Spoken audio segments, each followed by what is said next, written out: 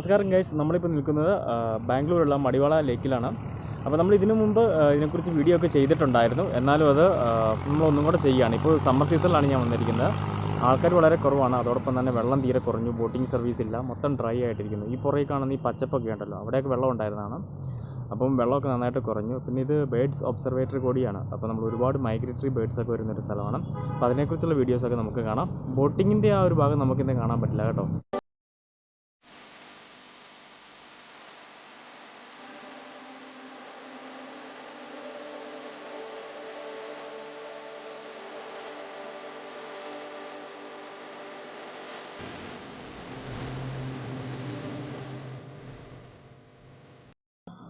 അപ്പോൾ ഞാൻ നടന്നുകൊണ്ടിരിക്കുകയാണ്.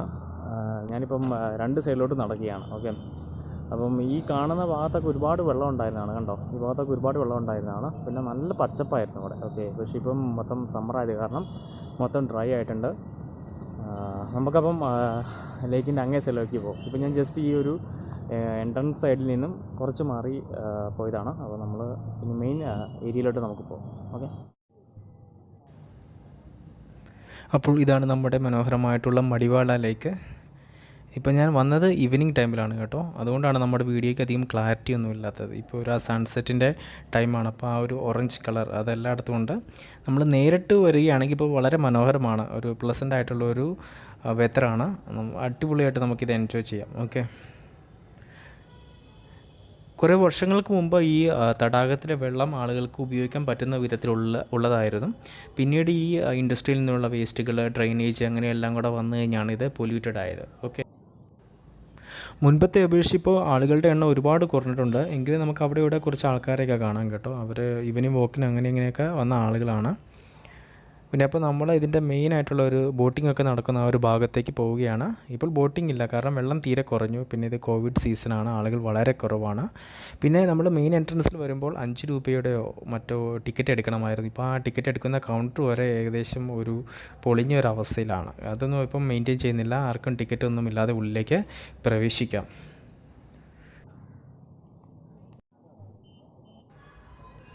അപ്പോൾ നമ്മളങ്ങനെ നടക്കുകയാണ്. അവിടെ കുറേ ആൾക്കാരെയൊക്കെ കാണാം നമുക്ക്. അപ്പോൾ നമ്മൾ ആ ഭാഗത്തേക്ക് പോവുകയാണ്. പിന്നെ ഇത് കണ്ടോ, അവിടെയായിരുന്നു ആ ബോട്ടിൻ്റെ സർവീസും കാര്യങ്ങളൊക്കെ നടത്തിക്കൊണ്ടിരുന്നത്. ഇപ്പോൾ അതിൻ്റെ അവസ്ഥ എന്ന് വെച്ചാൽ വളരെ ശോചനീയമാണ്. അത് കംപ്ലീറ്റ് പൊളിഞ്ഞ് കിടക്കുകയാണ്. കണ്ടോ, ഇതാണ് ഇപ്പോഴത്തെ അവസ്ഥ. താഴെ നമുക്ക് ബോട്ടൊക്കെ കാണാം, അതൊക്കെ ഏകദേശം നശിച്ച നിലയിലാണിപ്പോൾ.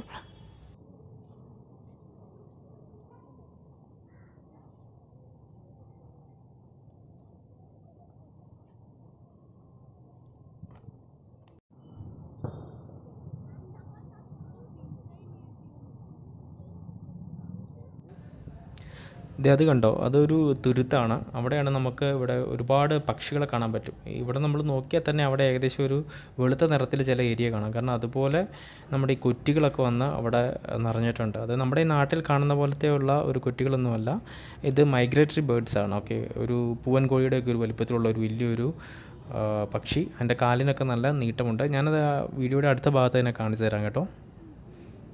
ആൾക്കാരൊക്കെ നടക്കുന്നുണ്ട്, പിന്നെ ഒരുപാട് ആൾക്കാർ അവിടെ ഇരിക്കുന്നുണ്ട് സൈഡിൽ കൂടെ. വളരെ നീറ്റാണ് ഈ ഏരിയ എന്ത് പറഞ്ഞാലും. ഇവിടെ വേസ്റ്റ്, പ്ലാസ്റ്റിക് അങ്ങനെയുള്ള കാര്യങ്ങൾ ഇടാനായിട്ടുള്ള വേസ്റ്റ് ബിൻ എല്ലാം വെച്ചിട്ടുണ്ട്. പിന്നെ കപ്പിൾസ്, സ്റ്റുഡൻസ്, പിന്നെ വീഡിയോഗ്രഫി, അങ്ങനെ ഫോട്ടോഗ്രഫി, ഈ ബേഡ്സിൻ്റെ ഒക്കെ എടുക്കാനായിട്ട് ഒരുപാട് ആൾക്കാർ വന്നിട്ടുണ്ട്.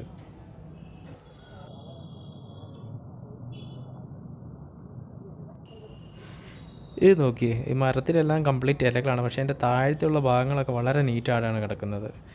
ഒരു ഇല കൊഴിഞ്ഞ് കിടക്കുകയോ അതോടൊപ്പം തന്നെ പ്ലാസ്റ്റിക്കിൻ്റെ അങ്ങനെയുള്ള ഒരു സംഭവങ്ങളുമില്ല. അതെവിടെ ഈ മരമൊക്കെ പൂത്ത് നിൽക്കുന്നുണ്ട്. ഇത് സാധാരണ പോലെയുള്ള മരങ്ങളാണോ അതോ എന്തെങ്കിലുമൊക്കെ സ്പെഷ്യാലിറ്റി ഉള്ള എന്തെങ്കിലും ആയുർവേദിക് ട്രീസ് ആണോ എന്ന് നമുക്കറിയത്തില്ല. കുറേ വളരെ മനോഹരമായിട്ട് ഇതിനു മുമ്പ് കണ്ടിട്ടില്ലാത്ത കുറേ ട്രീസൊക്കെ അവിടെ കാണാം. അതിൽ പിന്നെ ഈ ഒരു സീസൺ ആയതുകൊണ്ടാണ് മൊത്തം തന്നെ മരങ്ങളൊക്കെ പൂത്തിട്ടുണ്ട്. പിന്നെ അതേവിടെ ആൾക്കാർക്ക് ഇരുന്ന് കാണാനായിട്ടുള്ള ഒരു സെറ്റപ്പൊക്കെ ഉണ്ടായിരുന്നു. നടക്കുകയാണെങ്കിൽ ഇത് കുറേ ഉണ്ട്, നമുക്ക് നടന്ന് എൻജോയ് ചെയ്യാനായിട്ട്. ഫാമിലി ആയിട്ട് വന്നോ അല്ലെങ്കിൽ ഫ്രണ്ട്സിനോടൊപ്പം വന്ന് നമുക്ക് എൻജോയ് ചെയ്യാൻ പറ്റിയൊരു സ്ഥലമാണ്. ഇത് വേറെ ഒരു സീസണിൽ വരികയാണെങ്കിൽ, സാധാരണ ഒരു ടൈമിൽ വരികയാണെങ്കിൽ ഇവിടെ കാണാൻ വളരെ മനോഹരമാണ്. കംപ്ലീറ്റ് ഒരു പച്ച നിറത്തിലാണ്. പിന്നെ ഇവിടെ ഇവിടെ കോൺക്രീറ്റ് ഒക്കെ ഇട്ടിട്ടുണ്ട്. അതിങ്ങനെ ബൈക്ക് കാര്യങ്ങളൊക്കെ പാർക്ക് ചെയ്യാനുള്ള ഒരു സംഭവമാണോ എന്ന് ഞാൻ ഓർക്കുന്നില്ല. അതിൽ നിന്നാണ് എനിക്ക് തോന്നുന്നത്. അതിലൂടെ മരങ്ങളൊക്കെ നട്ടു വെച്ചിട്ടുണ്ട്. വളരെ മനോഹരമാണ്.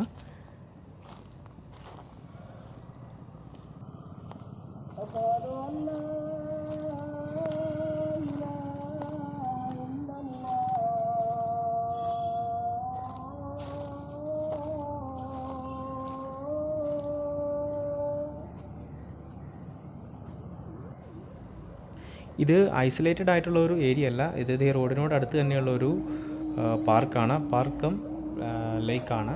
പിന്നെ ഇതിന് ഓപ്പോസിറ്റ് ഒരു മുസ്ലിം പള്ളിയുണ്ട്. പിന്നെ നിങ്ങൾക്ക് ഇങ്ങോട്ട് ഡയറക്റ്റായിട്ട് വരാവുന്നതാണ്. വലിയ ബുദ്ധിമുട്ടോ കാര്യങ്ങളൊന്നുമില്ല ഇത് കണ്ടുപിടിക്കാനായിട്ട്. ഇത് കണ്ടോ, മരങ്ങളൊക്കെ നന്നായിട്ട് പൂത്ത് നിൽക്കുന്നുണ്ട്.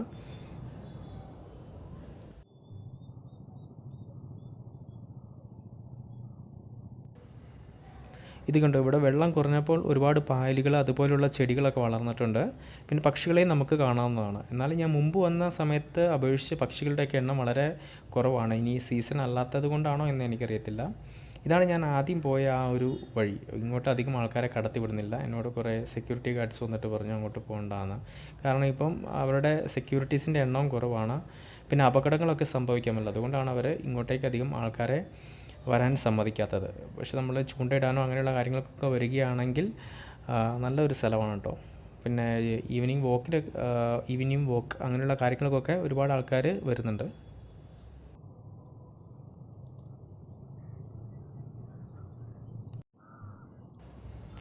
ആ ഭാഗത്ത് കുറേ ബൊഗൺവില്ലയൊക്കെ പൂത്ത് നിൽക്കുന്നുണ്ട്. പിന്നെ ഒരുപാട് പട്ടികളുണ്ട് ഈ പ്രദേശത്ത്. അതുകൊണ്ട് പട്ടികളെ നമ്മൾ സൂക്ഷിക്കണം.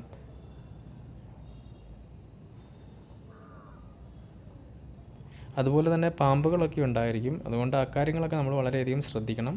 എന്താണെങ്കിലും ഈ ഫോട്ടോഗ്രാഫി ചെയ്യാൻ വരുന്ന ഒരുപാട് ആൾക്കാർ വരുന്ന ഒരു ഏരിയ ആണ് ഈ കാണുന്നത്. ഇവിടെ ഒരുപാട് പക്ഷികൾ, കാരണം ഇവിടെ വെള്ളം കുറവാണല്ലോ. അപ്പോൾ ഇവിടെ ഒരുപാട് പക്ഷികൾ ഇങ്ങനെ വന്ന് ഇരിക്കുന്നുണ്ട് ഈ പായലിൻ്റെയൊക്കെ ഏരിയയിലൂടെ.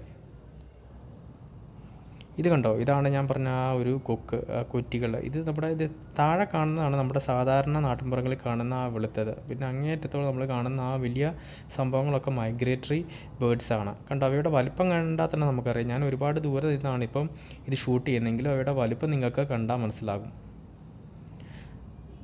ഇതൊക്കെ ഏകദേശം ഒരു ഡ്രൈ ആയിട്ട് കിടക്കുന്ന വെള്ളം കുറഞ്ഞ ഭാഗങ്ങളാണ്. നമ്മൾ അങ്ങോട്ട് ഇറങ്ങി ചെല്ലാനൊന്നും പാടില്ല, കാരണം ഒരു ചതുപ്പ് പോലെയാണ്. പിന്നെ നമുക്ക് കുറേ പട്ടികളൊക്കെ ഇവിടെ കിടക്കുന്നത് കാണാം. അത് കണ്ട് അങ്ങോട്ട് ഇറങ്ങി ചെല്ലാനൊന്നും പാടില്ല, കാരണം അവയ്ക്കൊക്കെ വെയിറ്റ് കുറവായതുകൊണ്ട് ഏകദേശം മാനേജ് ചെയ്യാവുന്നതാണ്. പക്ഷേ മനുഷ്യരൊക്കെ അങ്ങോട്ട് ഇറങ്ങി ചെന്ന് കഴിഞ്ഞാൽ ചിലപ്പോൾ താന്നു പോകും.